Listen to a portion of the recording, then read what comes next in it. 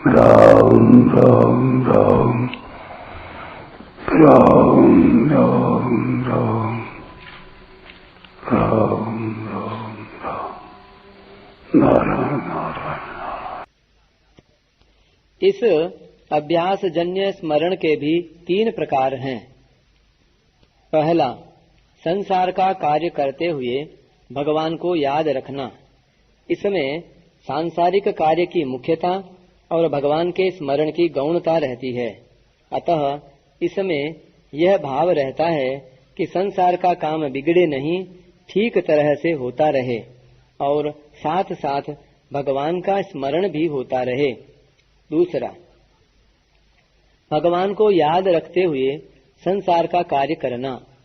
इसमें भगवान के स्मरण की मुख्यता और सांसारिक कार्य की गौणता रहती है। इसमें भगवान के स्मरण में भूल न हो, यह सावधानी रहती है, और संसार के काम में भूल भी हो जाए तो उसकी परवाह नहीं होती। कारण कि साधक में यह जागृति रहेगी कि संसार का काम सुधर जाए तो भी अंत में रहेगा नहीं, और बिगड़ जाए तो भी अंत में रहेगा नहीं। इसलिए इसमें भगवान के स्मरण की भूल नहीं होती। तीसरा, कार्य को भगवान का ही समझना। इसमें काम धंधा करते हुए भी एक विलक्षण आनंद रहता है कि मेरा अहोभाग्य है कि मैं भगवान का ही काम करता हूँ, भगवान की ही सेवा करता हूँ। अतः इसमें भगवान की स्मृति विशेषता से रहती है। जैसे कोई सज्जन अपनी कन्या के विवाह कार्य के समय कन्या के लिए तरह तरह की वस्तुएं खरीदता है, तरह तरह के कार्य करता है, अनेक व्यक्तियों को निमंत्रण देता है, परंतु अनेक प्रकार के कार्य करते हुए भी कन्या का विवाह करना है, यह बात उसको निरंतर याद रहती है। कन्या में भगवान के समान पूज्य भाव पूर्वक संबंध नहीं होता, तो भी उसके विवाह के लिए कार्य करते हुए उसकी याद निरंतर रहती है। फिर भगवान के लिए कार्य करते हुए भगवान की पूज्य भाव सहित अपनेपन की मीठी स्मृति निरंतर बनी रहे, इसमें कहना ही क्या है।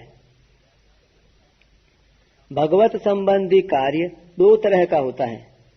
स्वरूप से भगवान के नाम का जप और कीर्तन करना, भगवान की लीला का श्रवण, चिंतन, पठन, पाठन आदि करना, यह स्वरूप से भगवत संबंधी काम है।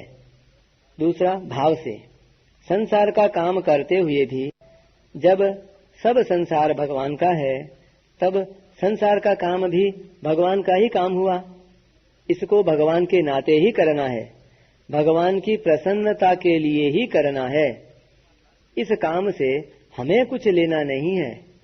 भगवान ने हमें जिस वर्ण में पैदा किया है, जिस आश्रम में रखा है, उसमें भगवान की आज्ञा के अनुसार उचित काम करना है। ऐसा भाव रहने से वह काम सांसारिक होने पर भी भगवान का हो जाता है। 7वें अध्याय के अंत में भगवान ने 7 बातें कही थीं।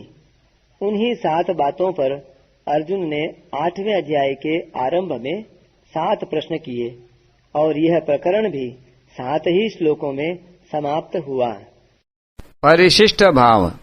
भगवान ने 7वें अध्याय के 30वें श्लोक में कहा, प्रयाण काले पिच माम ते विदुर युक्त चेतसः। तो इस पर अर्जुन ने 8वें अध्याय के दूसरे श्लोक में प्रश्न किया, प्रयाण काले च कथम ज्ञेयोसि नियतात्मभिः। उसके उत्तर में भगवान ने कहा कि जो मनुष्य अंत काल में मेरा स्मरण करते हुए शरीर छोड़ता है, वह मेरे को ही प्राप्त होता है, परंतु यह नियम केवल मेरी प्राप्ति के विषय में नहीं है। मनुष्य जिसका भी स्मरण करते हुए शरीर छोड़ता है, उसको ही प्राप्त होता है। यह सबके लिए सामान्य नियम है। अंतकाल किसी भी समय आ सकता है। ऐसा कोई वर्ष, महीना, दिन, घंटा, मिनट, क्षण नहीं है जिसमें अंतकाल न आ सके। इसलिए मनुष्य को नित्य निरंतर सब समय मेरा स्मरण करना चाहिए। तस्मात् सर्वेषु कालेषु माम अनुस्मर। जो नित्य निरंतर मेरा स्मरण करता है उसके लिए मेरी प्राप्ति सुलभ है, क्योंकि वह किसी भी समय शरीर छोड़ेगा तो मेरा स्मरण करते हुए ही छोड़ेगा और मेरे को ही प्राप्त होगा। मय्यर्पित मनोबुद्धि। सब समय में भगवान का स्मरण करने से साधक के मन बुद्धि भगवान के अर्पित हो जाते हैं। मन बुद्धि अपने नहीं हैं, इनके साथ अपना संबंध ही नहीं है। इस प्रकार मन बुद्धि में अपनापन छोड़ने से मन बुद्धि स्वतः भगवान के अर्पित होंगे, क्योंकि ये भगवान की ही अपरा प्रकृति हैं। यद्यपि परा और अपरा दोनों प्रकृतियां भगवान की हैं, तथापि परा प्रकृति का संबंध अपरा के साथ नहीं है, प्रत्युत केवल भगवान के साथ है, क्योंकि वह भगवान का अंश है। ममैवांशो जीवलोके। इसलिए साधक मय्यर्पित मनोबुद्धि तभी हो सकता है जब वह अपरा के साथ अपना संबंध न जोड़े, अपरा को उसके मालिक भगवान के अर्पित कर दे, अर्थात अपरा को अपना और अपने लिए कभी न माने। यहाँ मन के अंतर्गत चित्त को और बुद्धि के अंतर्गत अहंकार को भी समझ लेना चाहिए। मन बुद्धि अर्पित होने से भक्त निर्मम और निरहंकार हो जाता है।